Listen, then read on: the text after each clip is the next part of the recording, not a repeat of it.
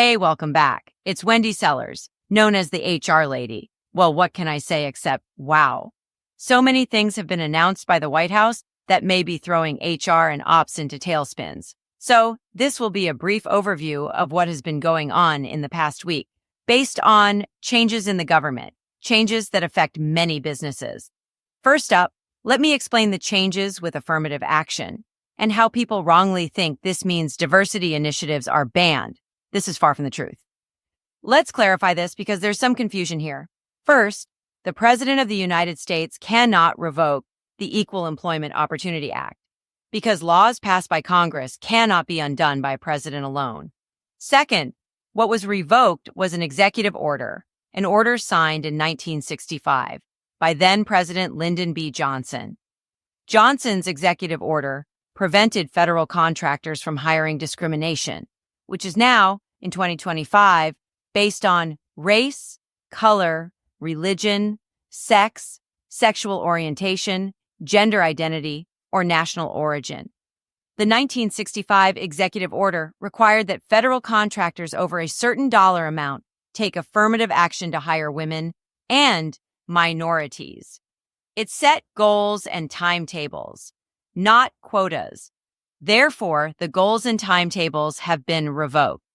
In 2023, a landmark Supreme Court ruling put an end to these lingering affirmative action programs in universities, marking a significant shift in how equality is approached in America.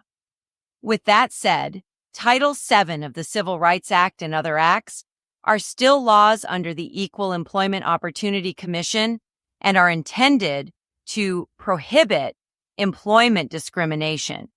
What's crucial here is distinguishing between affirmative action and broader DEI efforts. DEI, standing for diversity, equity, and inclusion, focuses on creating inclusive environments where every individual has the opportunity to thrive.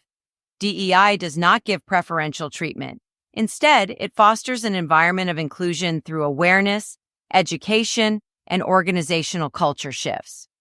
Moving away from buzzwords and politically charged rhetoric, organizations are setting actionable, transparent diversity of thought, inclusivity, and belonging goals that focus on fairness and genuine opportunity for all employees. Yes, many companies still want to and will continue to give employees a hand up. What does this look like in practice? It involves reframing efforts to emphasize skill development for everyone, especially those who lack skills that others have, unbiased hiring practices, perhaps using scorecards, and a supportive work environment that acknowledges diverse perspectives without alienating any group. For example, management training, open forums for employee feedback, and transparent communication channels are just some ways businesses can maintain a robust, diverse, and inclusive framework. Remember that the goal is to end bias and discrimination, not perpetuate it.